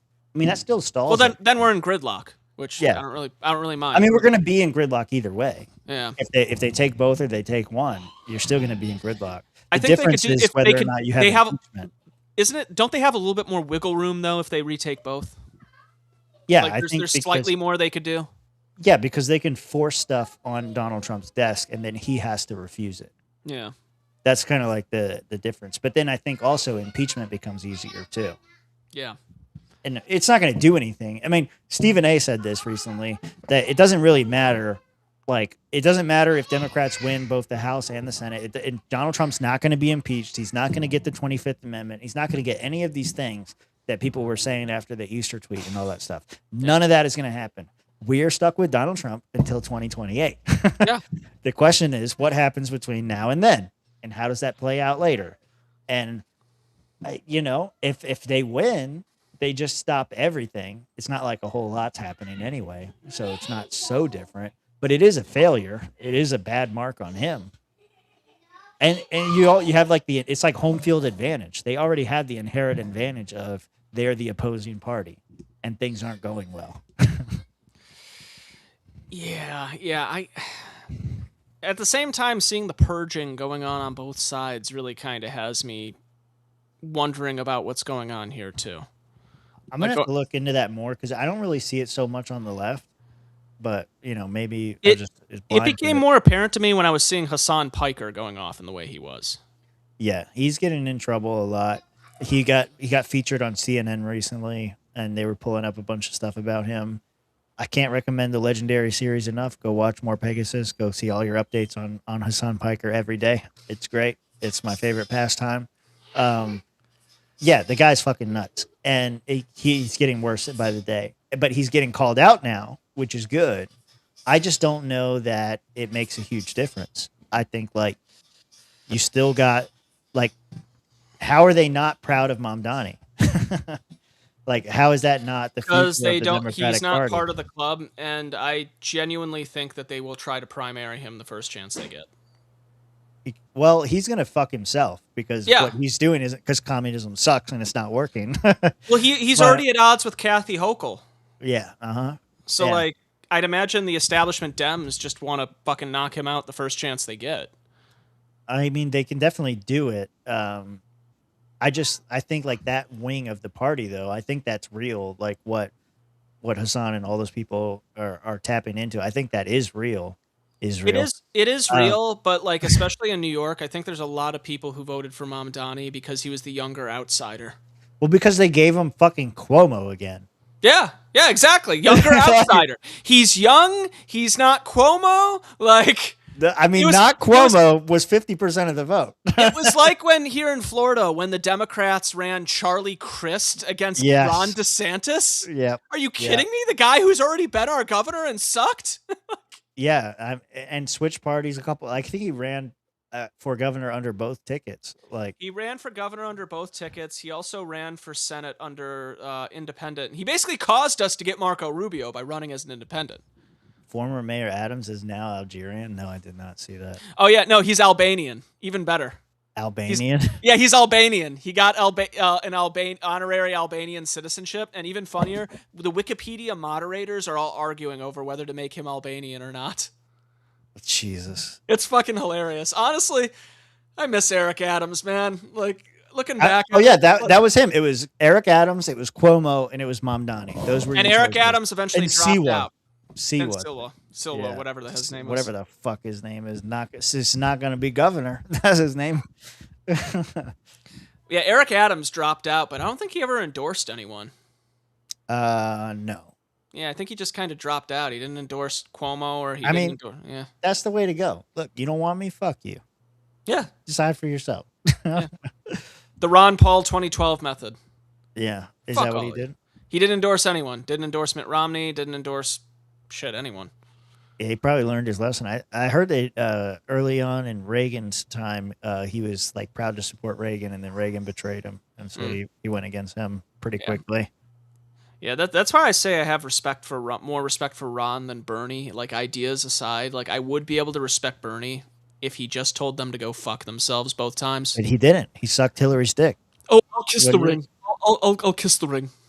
Well, and then AOC's doing the same thing, so I think she'll survive whatever purge is happening over there. Yeah. Yeah. I mean, all they got to do is say that they is just don't talk about how you want to trans the kids. Just don't. Just stay away from that. And a couple other woke things. Just be normal. Just don't be woke shitheads. That's all you got to do. And you know what though is they're gonna fuck it up. Somebody's. Well, that's why I say Gavin Newsom is the only one that I think actually has a chance of winning right now. Because I look at everyone else and it's like, you all still have the stink of this other generation that no one wants. Especially Kamala. Like, the people who keep on saying they want to run Kamala again might be some of the biggest fucking retards out there in the United States. Say what you will about Hillary Clinton. When she lost in 2016, she had the decency to just not run again. Kamala failed in 2020, basically had to be cheated her way into the nomination, failed again, and they're talking about running her again. Yeah, they're fucking dumb. It's like running the corpse. They're gonna keep running Biden until they can't. I don't know what to say to anyone like that. Like, really? So let's try it again. So Gavin Newsom is still in the lead, 27%. AOC right behind. She dropped 9%. That's crazy. Kamala's at 6%. How is she catching up? John Ossoff? No way. I don't know who that is. He ran in 2020 or whatever. Josh Shapiro, no. That was who was he running with? He wasn't running with Kamala. What's Joe Manchin been up to? Not on this damn list. Oh, did you hear the news recently? Ro Khanna recently surpassed Nancy Pelosi as the most profitable stock trader in Congress. Really? I was not aware of that. Yeah, Ro Khanna's the guy now. Nancy Pelosi, Bro. Once again, men on top. Okay? Listen. That's it. I like Ro Khanna. So, like, if I ever have the opportunity to ask him, listen, bro, can you, send me some of these stock suggestions, man? Like, really help us out here. Exactly, which that has actually shot up to becoming one of my best sellers. That's crazy. Massey is creeping up on my list of sellers. Gretchen Whitmer's down 1%. Oh my gosh. I don't think Whitmer ever wants to run for president. I think she just wants to be the popular girl to go on all the shows and act all quirky and shit. I mean, looking at this list, you're right. Gavin Newsom's got the best chance, like top 5 here. Gavin Newsom, AOC, Kamala Harris, John Ossoff, and Josh Shapiro. They're not going to pick a white man unless it's Gavin Newsom. I don't remember who said it. Somebody in our chat said it. I think it was. Hey, he might be white, but his soul is black. He failed his SATs. Yeah, sure. Somebody said that they're just going to vote for him because he's good looking. It's that whole sports thing again. They're just picking the guy with the nice colors. Well, there's a lot of people who vote like sports. It's the uncomfortable truth about things. There's a lot of people that it's just sports to them. What is the deal with Ro Khanna? Why is he getting support? What is so good about Ro Khanna? Sell me on Khanna Massey. So he has been really good on the Epstein stuff. And the other thing is there's a lot of very small social issues. And I'm not talking about like gay shit or anything like that, like other different things that he's been relatively good on. Okay. So like that's the point with Ro Khanna that we've seen with him. Okay. He's not a psychotic leftist. He just seems to be more like a Dennis Kucinich type. If you remember, you remember Dennis Kucinich at all? Okay. Yeah, very, very barely. There were people making comparisons to Ron Paul and Dennis Kucinich working together when looking at Massey and Ro Khanna. So that seems to be the big hype behind Ro Khanna. Here it is on the other side. JD Vance 39, Marco Rubio 22. Much closer race between. By the way, I just want to say, bold prediction. I think it's going to be Rubio and not JD Vance. Right now, you're right. Yeah, we'll see what happens with the Iran stuff. But look, Donald Trump and Thomas Massey have the same chance. They're both tied at 2. Yeah, Ron DeSantis barely at 3. He's not gonna be a front runner. What's funny is I'm still in the DeSantis chats, and they're still acting like it's still like the primary from 2024. Like they cannot get over the fact that Donald Trump beat them. But I mean, he just didn't have it. Like we talked about this when he tried too hard. We were talking about this with Rechtenwald when he came on our show the first time before he went super wild. Yeah. I said it to him. I was like the whole conversation is about how you lack charisma. How are you going to get around that? Oh, I do have charisma. Well, clearly fucking not. No. Yeah. And it's the same thing with Ron DeSantis. He's smart. He knows his shit, but at the same time, he just doesn't have that it factor. The thing is, I feel like he could do a good job if he wasn't just coming off as so try hard. You know what I mean? Right. Like everything about him just came off as so try hard. Like I'm trying really hard to just be the cool guy. I'm pulling this up for a reason. I'm working on it. He this swore off motherfucker. Super PAC funding. Okay, fine. He swore off Super PAC funding. He's pro term limits, which I think is stupid. But then he's for banning stock trading in government. Okay. Nancy Pelosi overtaken by Ro Khanna, 112% stock performance versus the S&P 500. Until it's banned, you might as well secure the bag. Is that the strategy? Is like, I'm going to show you why it should be banned. Watch me fucking take all your money. If that is the strategy, pretty goddamn based. The capitalist in me approves of this. I mean, I don't think there should be a ban. I just think they should have less power. I think that's the right answer. But I think that if they are going to stock trade, we should have to know immediately. This shouldn't be one of those you have to report it in 30 days things. Because I tried to follow Nancy Pelosi's stock trading. The problem is you only see quarterly. it. See it like after a certain amount of time. You can't follow it in real time. Like this has to be like eToro, where I can follow a politician's stock trades. Yeah, I don't care. I would probably be okay with them not revealing what they're invested in. Like I said, I think the root of the problem is that they have too much influence. But that's my autistic libertarian brain. I don't know. What does this say? You want eye patch? I don't know what Dan Crenshaw's been up to. I don't know what happened to him. I feel like you ever see like the old Incredible Hulk show, and like every episode would end with the sad walking away song from the Incredible Hulk. I feel like that's probably Dan Crenshaw right now. He's probably somewhere having an existential crisis, shouting in the streets, "Who am I?" That's Dan Crenshaw. Blames a culture of misinformation. The truth didn't matter. What truth, dude? What are you talking about? Rep. Dan Crenshaw blamed unfounded attacks on a culture of misinformation for his primary loss, saying that the power of clickbait proved too much to overcome. Get the fuck out of here. Oh, that's such cope. He can't. He's got to cope. Bad. That's so sad. Oh, man. Dan Crenshaw is like the new Jeb Bush. This is just sad.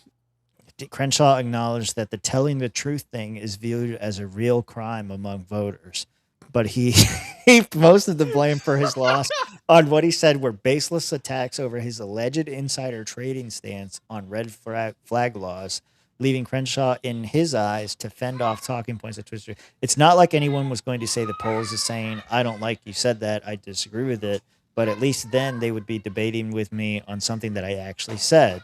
I could deal with that, but that's never what came up in people's minds or out of their mouths. Well, what did they say? That's the thing. He's never actually going to give any substance to these claims. He's just going to make them. This is cope. He has nothing. It's so bad. The culture of misinformation. The truth doesn't matter. He's probably sitting somewhere like in his underwear drinking a whiskey bottle all sad right now. All right, here. I saw your thing.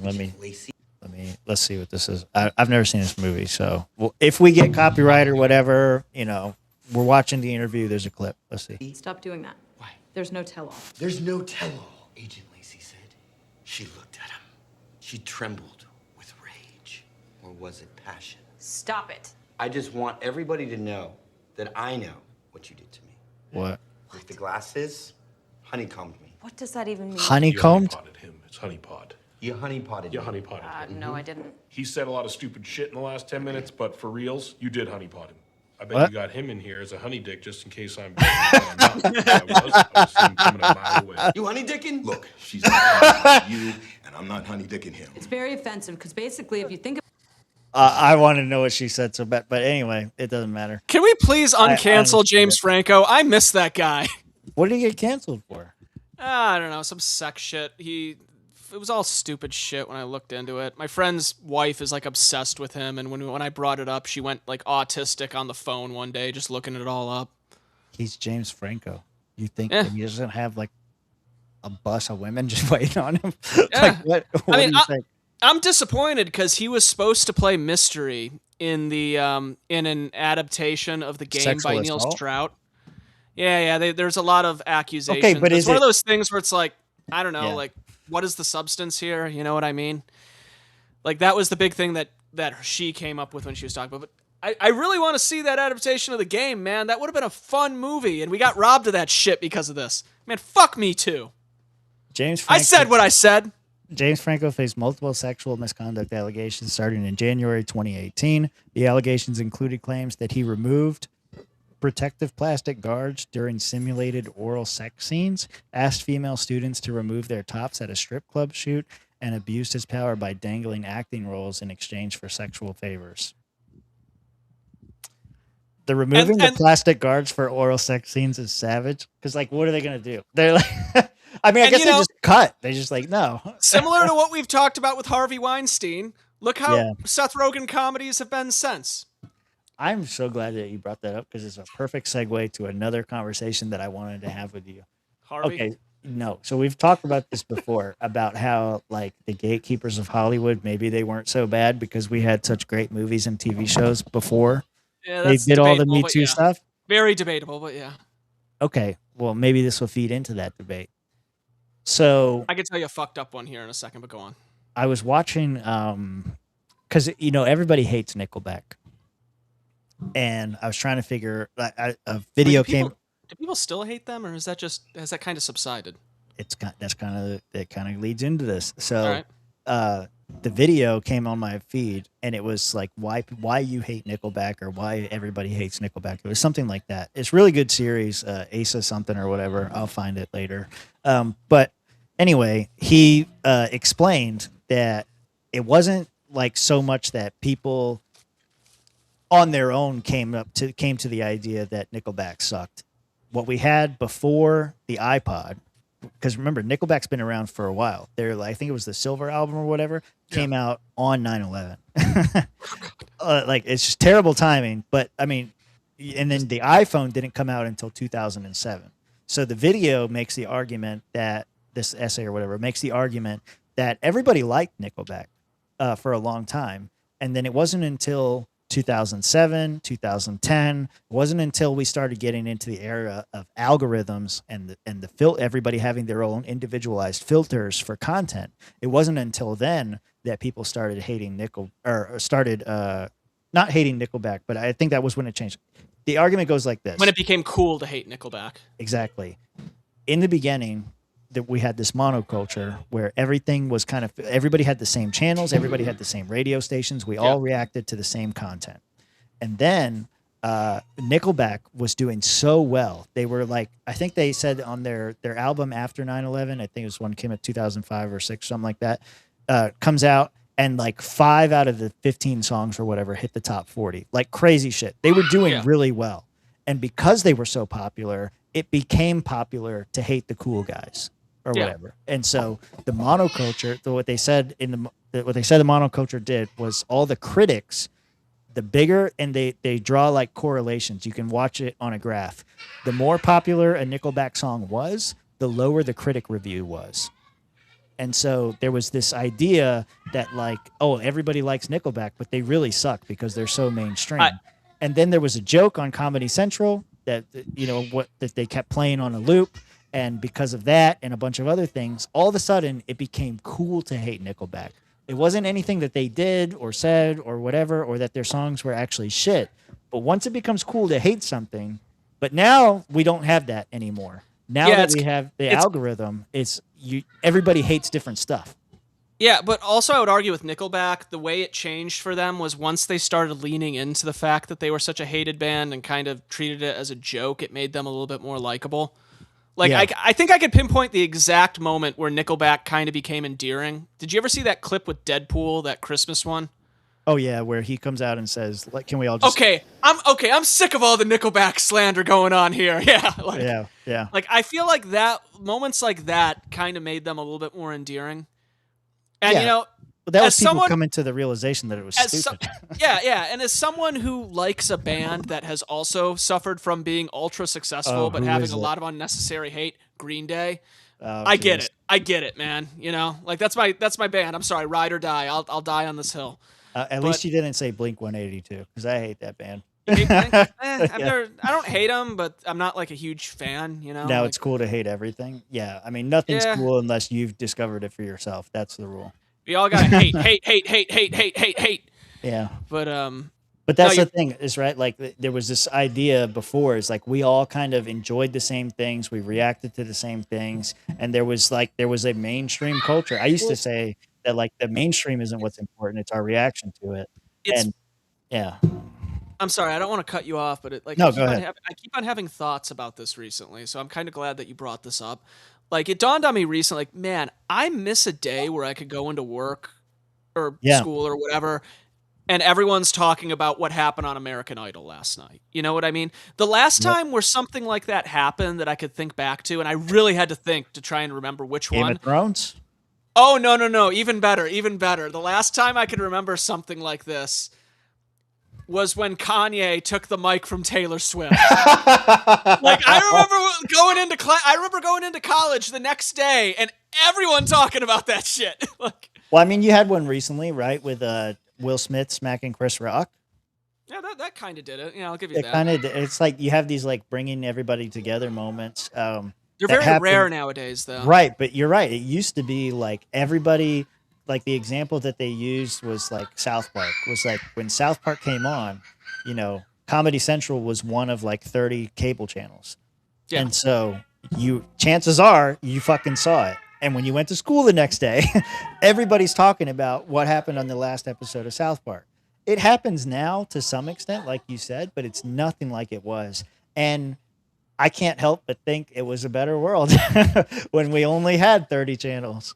Yeah. Like maybe 3 was too few, but 3,000, 3 million, because you think about how many content creators there are now. It's become very fractaled. Everybody gets sucked down their own algorithm, their own feed is on their own, and like he was talking about in this Nickelback video with music, right?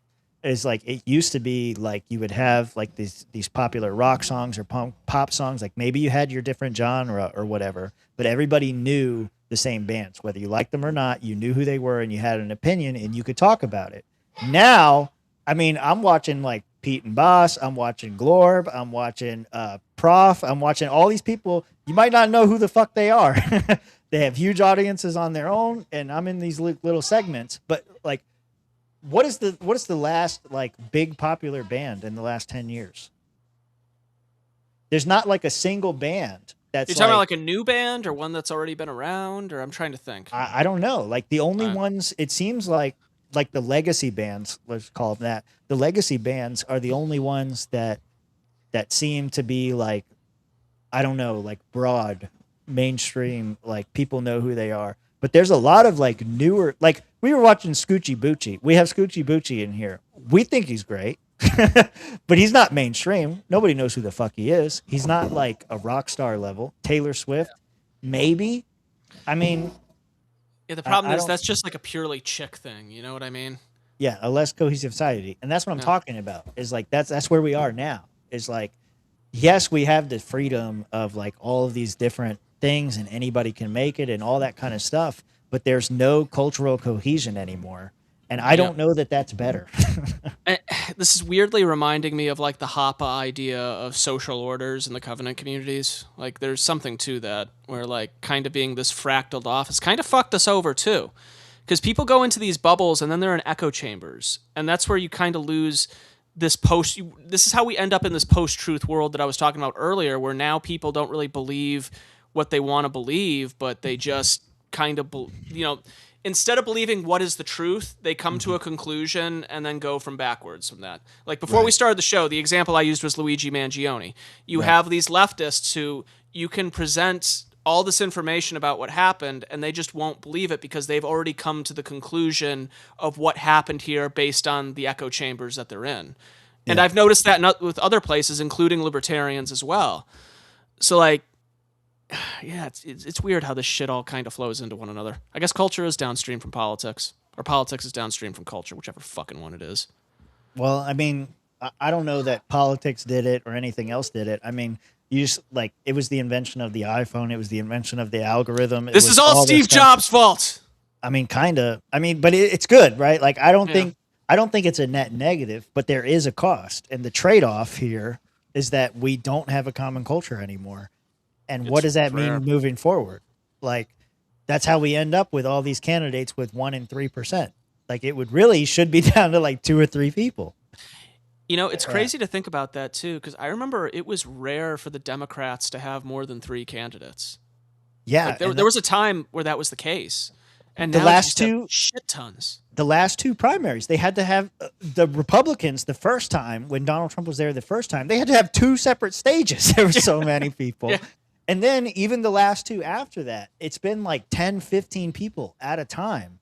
And it's not because the media is suddenly deciding that they want to give more voice to the minority opinion. It's because every opinion is a minority opinion now. Every candidate is a minority candidate now. There's no like broad consensus about anything. Pick anything that you want. There's people who are for it, people who are against it, and then people who are on these fringes of those things. And there's nothing. If America gets attacked by Iran tomorrow, there will be half of the country will say that we deserved it, we were asking for it, and not only that, but they were right to do it. There is no consensus anymore. I think if we have a 9/11 style attack tomorrow, we do not unite like we did under George Bush. That culture, that community, that society does not exist anymore. That's my opinion.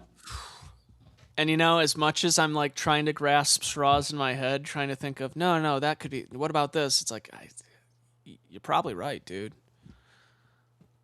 It sucks. Yeah.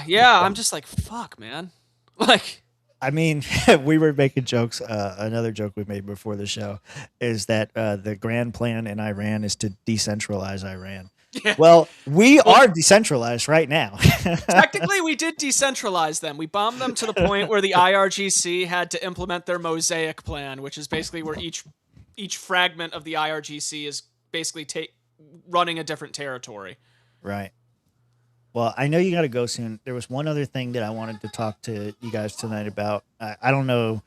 Rob said he's not going to make it. Josh may or may not make it. I'm probably going to end the show before he gets here. But there was one other thing. Speaking of decentralization, where the fuck is the Libertarian Party at right now? That's the last thing I wanted to ask. Like, because I remember like the whole COVID thing happened. I was pretty much pro-Trump before all that. COVID happened, and I was like, this guy just fucking lied to us. He's not any better than anybody else. There was a movement there that was waiting for me called the Mises Caucus. I jumped in with that, and there was some hope for the future. Well, now we have the Iran situation. There is no path. There's nothing. There's no bright light. Right now, and this is going to be black pill moment, I'm completely nihilistic on where things go from here. Because I think that there's always hope. Okay, Michael Malice, you're gonna have to explain to me why. Because this is what I see. I look out and I see on the right, you've got the Peter Thiels and you've got the whoever, the Ben Shapiros and whatever. Those are controlling the right now. They're controlling Trump. The MAGA movement has fractured and died from what it once was. It was something great. It was something that even if not perfect, there were good things about it. Now it's shit. Now it's fucking toxic as hell. and we're getting ready to go into the midterms, and then soon after that into 2028. And I think we end up with a Democrat. And like I said before, I don't think that things get moderately better or like that in any way. I think the pendulum swings the complete opposite way. And now, instead of the far right thing, we have the far left thing, which I don't think is better. And the lesser of two evils isn't going to be enough to convince people this time around. And it's just going to get worse. And there is no path forward outside of help yourself, look out for your family, worry about your own little section of the world. That's it. There is no broader movement. People say this all the time. There is no savior. You can't vote your way out of this. I believe all that. But that's not good. I don't know how to feel about it, but I mean, it's very nihilistic from my perspective right now, and I know that. But maybe it's because I've kind of come to that conclusion a long time ago, but call it like a growing pain or whatever. What you just described of like focusing on your life, focusing on the little things that you can control in your day-to-day life, being good to your neighbors, being part of your community in some way or another, you know, though that's kind of where the hope lies. And kind of what we were talking about earlier too, with like how most people don't know what Iran, like what's going on with Iran. They're just not paying attention to it. That's kind of what it is with our little political discussions here too. You know, like when we were doing the Mises Caucus stuff at its height around Reno, I had like such this like feeling of, oh my God, this is it. You know what I mean? Yeah. And then I kind of came to that conclusion of it's really easy to think that a lot of people are looking in on the war when you're down in the trenches. But then when you're out of the trenches, you look around and you're like, wow, no one's paying attention. Yeah. So that's what I've noticed. Like now that because I think you've done the same thing. We've pretty much removed ourselves from that whole conversation on the libertarian side. We're going to the convention. We know a lot of people that are there and involved in it. And we're hopeful that it does something one day. But I think we are nowhere near as involved as we were before. And like you said, while you're in the trenches, while you're doing the thing, you think like we're making a difference. We're doing something. But now that I've removed myself from it entirely at this point, it like you notice like no one fucking knows anything that they're doing. It does not matter. Like none of it fucking matters. And the minor conversation, I brought it up on the show last week, that the minor conversations that I hear people talking about even with the war in Iran, the quote was, the reason why the gas prices are so high right now is because the oil executives are raising them on purpose to fuck over Donald Trump. That was the exact argument that I heard from a person that I work with. If that's the normie conversation, like what's going to happen? Like, and this is the other part too that I don't know what to do with is all these decisions are being made at a high level. We have no influence or ability to influence them.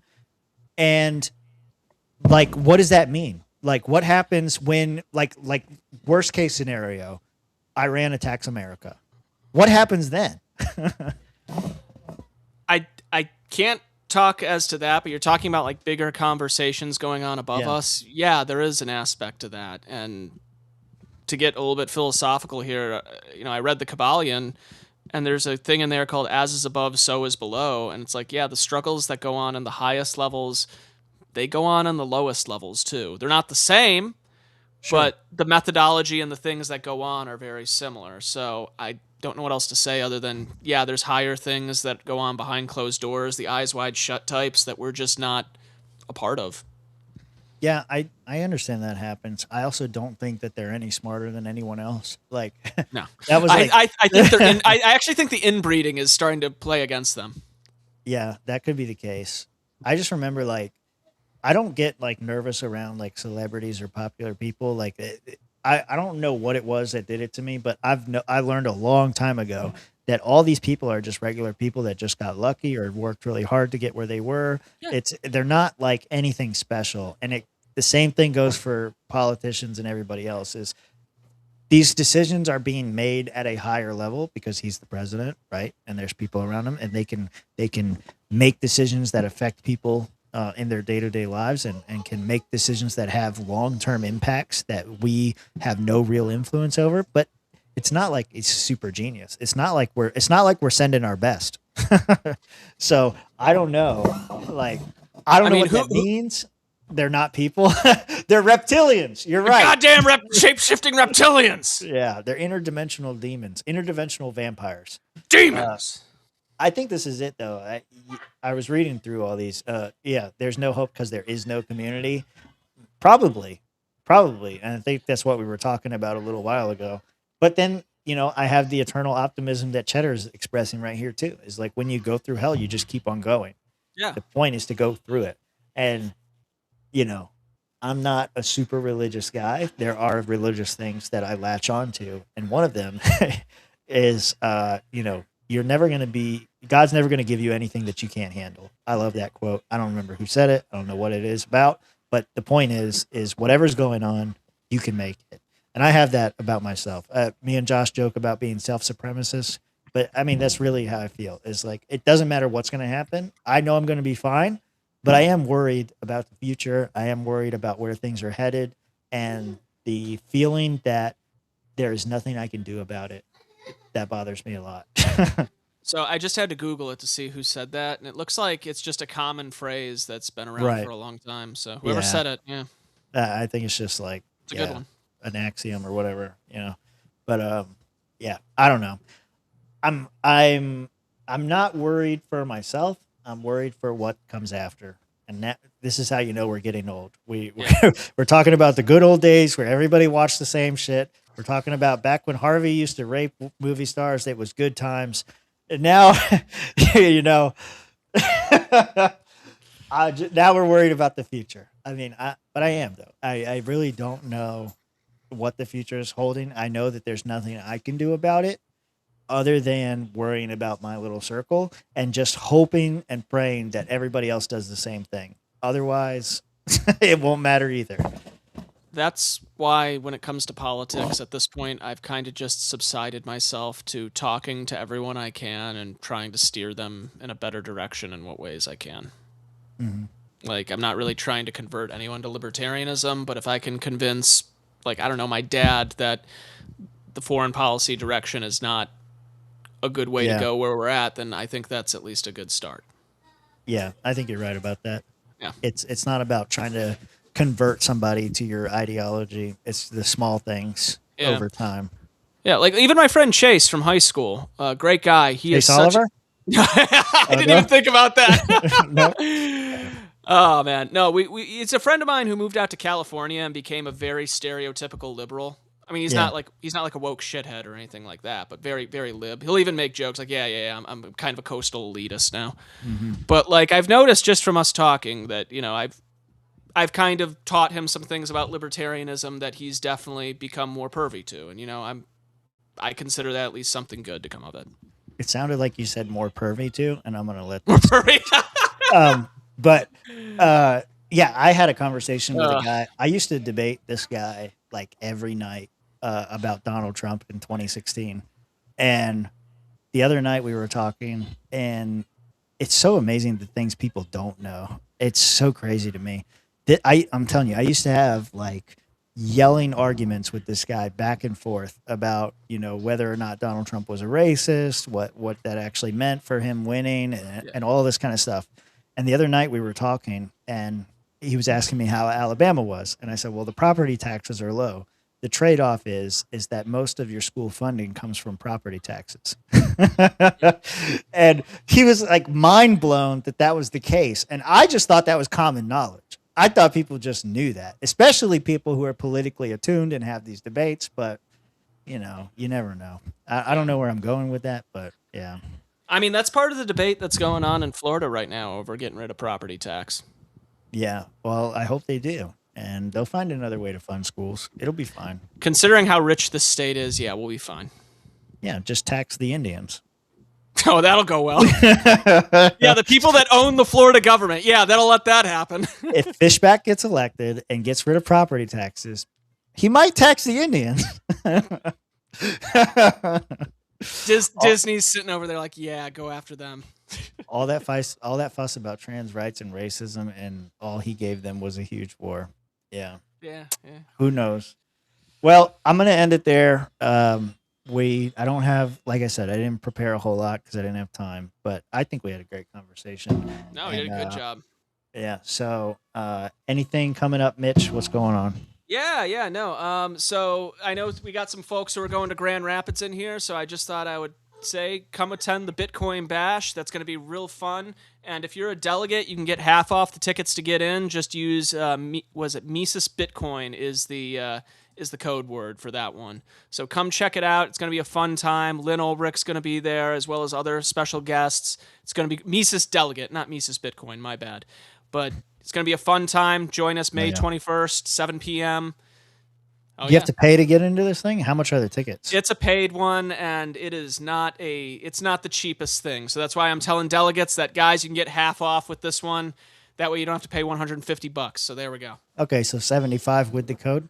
Yeah, 75 with the code. Okay. Yeah, I mean, the Bitcoiners are trying to make up for all their losses this year. Tim, you should go and just make every comment you can. It would be great. I may do it. I mean, look, the Grand Rapids event is going to be awesome. I can't wait to go. We saw Leighton message that he may not be able to make it, so we'll try to make that happen because we need him to be there. We need the race. This is like our Seinfeld, the race. Come on. Yeah, he has to be there. So we're probably going to pull Leighton on. Let me look at the calendar real quick. We've got Rob's show, Mitch's show, Josh's show, my show again. So I think the next time I do a show, May 12th, that'll be right before. It'll be 98. So yeah, Rob will get the last show, 99. Yeah, I'll bring Leighton on and we'll figure out what the situation is. It can't be that much to get him there, right? What's Leighton's Venmo? We'll find out in a month. To be continued. Yeah, we'll find out. We'll get him there. He's got to show up. I mean, yeah. We'll make it happen. I mean, I'm not gonna lie. If Rob was here tonight, I was ready to come on the show and just be his manager and cut a promo for him. Rob's hosting the show next week, so that'll happen. All righty. We'll see you next Tuesday, everybody. Thanks for hanging out. We'll end